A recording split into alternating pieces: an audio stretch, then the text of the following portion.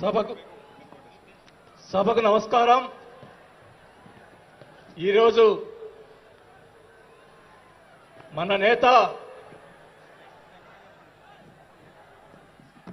జనసేన రాష్ట్ర అధ్యక్షులు మరియు డిప్యూటీ సీఎం గారైన పవన్ కళ్యాణ్ గారి పిలుపు మేరకు ఈరోజు 12వ ఆవిర్భావ దినోత్సవానికి వచ్చేసినటువంటి జనసేన నాయకులకు, కార్యకర్తలకు,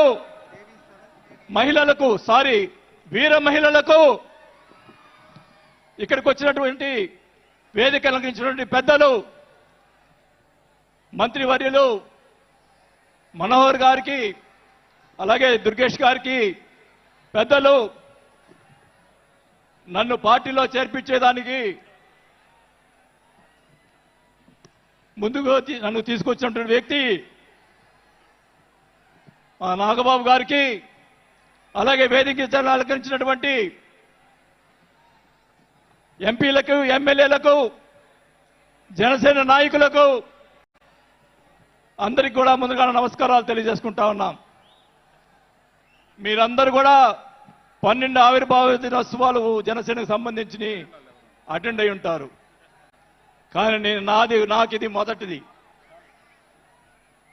అసలు బాలినేని శ్రీనివాసరెడ్డి అనేవాడు వైసీపీ విడిపోయి బయటికి వస్తాడా అనుకొని చాలా మంది మాట్లాడినటువంటి పరిస్థితులు ఉన్నాయి. నాకు క్షమించండి కొద్దిగా, ఎందుకంటే మొదటిసారి కాబట్టి ఒక 5 నిమిషాలు తీసుకుంటాను. దయచేసి మనోహర్ గారు క్షమించాలని కోరుకుంటా ఉన్నా. మొదటిగా నాకు రాజకీయ భిక్ష పెట్టింది రాజశేఖర రెడ్డి గారు. రాజశేఖర రెడ్డి గారు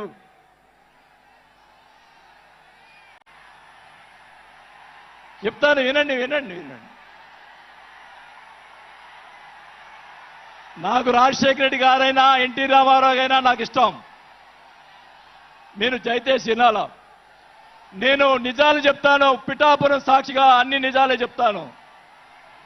వినాలా, నాకు జరిగిన విషయాలు కూడా చెప్తాను.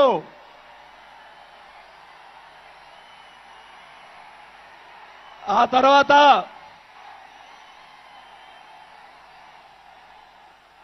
ఆయన జగన్మోహన్ రెడ్డి గారు పార్టీ పెడితే రాజకీయ భిక్ష పెట్టాడు కాబట్టి నేను మంత్రి పదవి వదులుకొని ఆయన వెంట నడిచాను. నేను 4 సంవత్సరాలు, మనోహర్ గారికి తెలుసు, 4 సంవత్సరాలు మంత్రి ఉంది నాకు. అయినా కానీ నాకు రాజకీయ భిక్ష పెట్టాడు కాబట్టి, మానవత్వం అనేది ఉంది కాబట్టి నేను ఆ రోజు ఆయనకి తలిచాను. కానీ ఏం జరిగింది, నాకు మంత్రి వదిలిపెడితే మంత్రి ఇచ్చి మంత్రి తీసేశాడు. అవన్నీ నేను కూడా బాధపడిన, నేను మంత్రి అనేది ఐ డోంట్ కేర్. ఆ రోజు 4 సంవత్సరాలకే వదిలిపెట్టాను. నేను ఒకటే చెప్తా ఉన్నా, మన వంశీ గారిని ఆయన చెప్పాడు కదా, మన ఈయన సినిమా యాక్టర్, ఆయన పేరేంటి, పోసాని మురళి గారు, వాళ్ళని అరెస్ట్ చేస్తే ఈయన పోయి జగన్మోహన్ రెడ్డి గారు పోయి వాళ్ళని పరామర్శిస్తాడు. నేను ఒకటే చెప్తా ఉన్నా, రఘురామకృష్ణరాజు గారిని నిన్ను ఏదో మాట్లాడితే ఆయన లోపల పెట్టించి, కుదగొట్టించి, కాలు చేతులు ఎర్రగొట్టించి లోపల పెట్టించావే. 17 సంవత్సరాలు ముఖ్యమంత్రిగా చేసినటువంటి చంద్రబాబు నాయుడు గారి కుటుంబాన్ని, భార్య గురించి మాట్లాడితే వాళ్ళకి బాధ కలగదా అని అడుగుతా ఉన్నా. ఆ రోజే నేను ఖండించాను, నేను అసెంబ్లీలో ఆ రోజే. అలాగే మన నాయకుడు పవన్ కళ్యాణ్ గారు, ఆయన గురించి మాట్లాడావు, పోసాని మురళీకృష్ణ గారు. ఆయన కళ్ళైన చేస్తుంటే లక్షలాది మంది జనసైనికులు నీకు తుప్పుగా రాలగొట్టేవాళ్ళు. ఆయన మౌనం వహించారు. నేనైతే చెప్తా ఉన్నా, కుటుంబాన్ని అలా మాట్లాడారు కాబట్టి వాళ్ళని 9 నెలలు, ఇంకా 9 నెలల తర్వాత అరెస్ట్ చేశారు. నేనైతే గవర్నమెంట్ ఇచ్చిన మరుసటి రోజే లాఠీతో రాలగొట్టించి లోపల వేయించేవాడిని కూడా ఈ సభకు అర్థం చేసుకుంటా ఉన్నా. చేసినటువంటి దుర్మార్గాలు ఎక్కడ పోవు, దుర్మార్గాలు ఎక్కడికి పోవు. ఒకటే చెప్తా ఉన్నా, నేను 5 సార్లు ఎమ్మెల్యే 2 సార్లు మంత్రి అయినా కూడా, నేను ప్రతిపక్షంలో ఉన్నప్పుడు కూడా మన నాయకుడు పవన్ కళ్యాణ్ గారు వైసీపీని ఒకరోజు అందరినీ తిడుతూ ఒక బాలినేని శ్రీనివాసరెడ్డి గారు లాంటి మంచి వాళ్ళు ఉన్నారని చెప్పి ఆ రోజు చెప్పిన రోజే నేను జనసేనలో చేరి ఉండాలి అని కూడా తెలియజేసుకుంటా ఉన్నా. ఆ రోజు చేరకపోవటం నా దౌర్భాగ్యం. నేను ఈరోజు చెప్తా ఉన్నా, స్పీచ్ 9 నెలలు అయిపోయిందమ్మా ఇవ్వటం, అందువల్ల గొంతు ఇది అయిపోయింది. దయచేసి నేను మీ పిఠాపురం సాక్షిగా నిజాలే చెప్తా ఉన్నా. గవర్నమెంట్ వచ్చిన తర్వాత చిన్న చిన్న కార్యకర్తల మీద కేసులు పెట్టి లోపలేశారు. వాళ్ళని కాదండి లోపలేయాల్సింది, కోట్లు సంపాదించున్నారు, వాళ్ళని ఇంకా లోపలేలా. అదే నా బాధ. స్కాములు చేస్తున్నారు, కార్యకర్తలు పట్టించుకోలేదు, కోట్లు సంపాదించి ఈరోజు రకరకాలుగా మాట్లాడుతూ ఉన్నారు. పవన్ కళ్యాణ్ గారి గురించి మొన్న మాట్లాడాడు జగన్మోహన్ రెడ్డి గారు, ఏదో కౌన్సిలర్ అన్నాడు, ఏదో అన్నాడు. అయ్యా జగన్మోహన్ రెడ్డి గారు, మీ నాన్న దయతోటి నువ్వు ముఖ్యమంత్రి అయ్యావు, మీ నాన్న అంత అడ్డు పెట్టుకొని.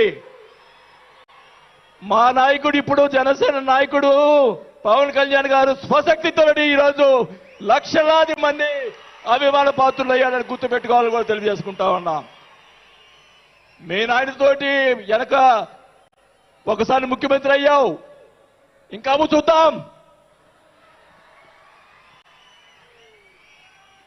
నేను ఒకటి కూడా చెప్తా ఉన్నా, నేను పవన్ కళ్యాణ్ గారిని కలిసినప్పుడు రాశారు చాలా మంది, కొన్ని పత్రికల్లో మీడియాలో రాశారు. ఏం రాశారు? బాలినేని గారు చాణక్యుడు, కూటమిని విడగొడతాడని చెప్పి కొన్ని పత్రికలు రాసినాయి.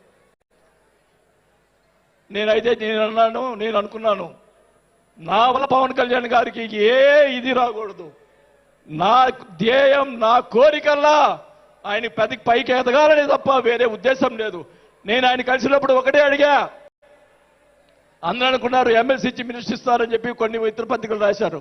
నేను ఆయన ఏమీ అడగలేదు, ఒకటే అడిగా, సార్ మీతో నాకు సినిమాలు తీయాలని సార్ అని అన్నా. నా కోరిక అదే సార్. నేను 5 సార్లు ఎమ్మెల్యే అయ్యా, 2 సార్లు మంత్రి అయ్యా, చాలు నాకు.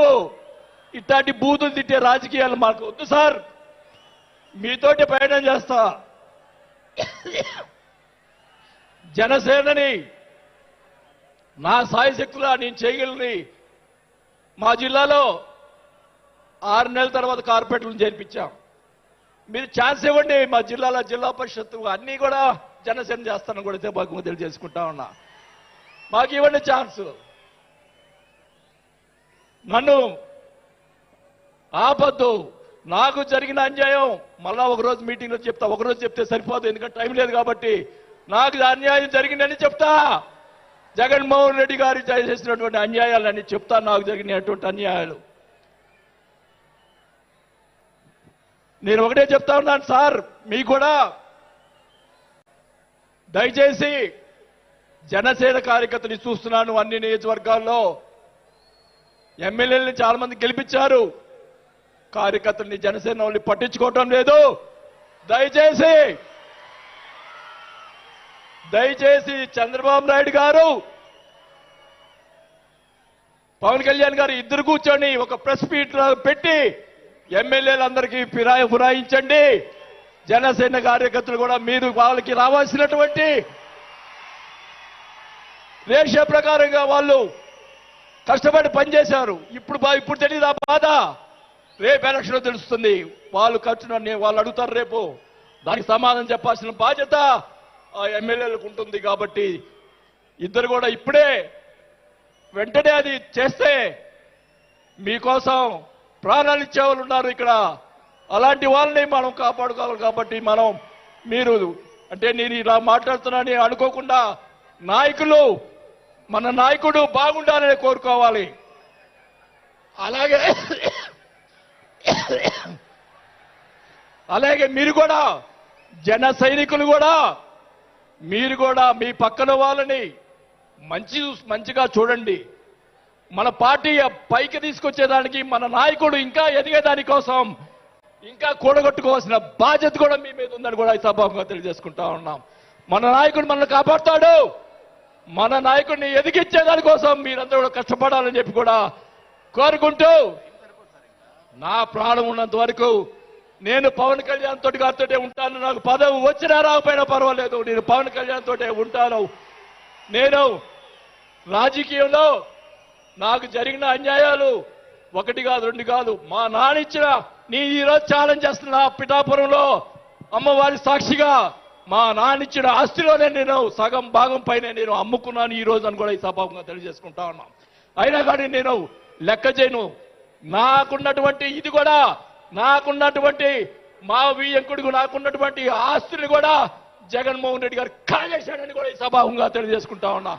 కాబట్టి అది త్వరగా మీరు చెప్తాను అవన్నీ కూడా తెలియజేసుకుంటూ ఈరోజు మీరు నన్ను దయచేసి ఇప్పుడు ఈ మాట్లాడిన దానికి ఇంకా రేపు ఒకటే కౌంటర్లు వస్తాయి నాకు తెలుసు. ఛాలెంజ్ చేస్తున్నా, నేను ఇది కూడా ఛాలెంజ్ చేస్తున్నా. చంద్రబాబు నాయుడు గారు కూడా అడుగుతా ఉన్నా, మొత్తం మొన్న జరిగినట్టు ఉన్నటువంటి ఎమ్మెల్యేలు అందరి మీద ఎంక్వైరీ నా మీద కూడా సహా ఎంక్వైరీ చేయండి. ఎవరు అన్యాయం చేశారో, ఎవరు తప్పులు చేశారో, ఎవరు కొట్టు సంపాదించారో మొత్తం బయట పెట్టాలని కూడా ఈ సభాగా తెలియజేసుకుంటా ఉన్నా. ఈ ఉక్రోషం ఈ బాధ నాకు తెలుసు, మా కుటుంబానికి తెలుసు. మా కుటుంబం ఎంత ఇబ్బంది పడిందో నాకు తెలుసు. కాబట్టి పవన్ కళ్యాణ్ గారు ఆయన ప్రతిపక్షంలో ఉన్నప్పుడు కూడా బాల్యం లాంటి మంచి వాళ్ళు అని అన్నప్పుడే నాకు ఆ రోజు నేను చేరున్నాసింది పవన్ కళ్యాణ్ గారిని. కానీ ఈరోజు అది నాకు ఆ రోజు రాత బాగాలేదు కాబట్టి ఈరోజు ఇలా ఉన్నాను. నాకు పోయినా పర్వాలేదు కానీ నేను ఆయన సేవ చేసుకున్నాను. కానీ నా కోరిక నాకు రాజకీయ పదవి వచ్చినా కాబట్టి నాకు ఒక కోరిక ఏంటంటే పవన్ కళ్యాణ్ గారు నాకు మాట ఇచ్చాడు సినిమా తీస్తానని. ఆ సినిమా తీస్తే చాలని చెప్పి కూడా శ్రీబాబుగా తెలియజేసుకుంటూ సెలవు తీసుకుంటున్నా. జై జనసేన. గౌరవనీయులు తెలంగాణ రాష్ట్ర ఇన్ఛార్జ్ శ్రీ వేమూరి శంకర్ గౌడ్ గారిని మాట్లాడుతుంది. దయచేసి తక్కువగా 1.5-2 నిమిషాలు అందరూ కూడా టైం దయచేసి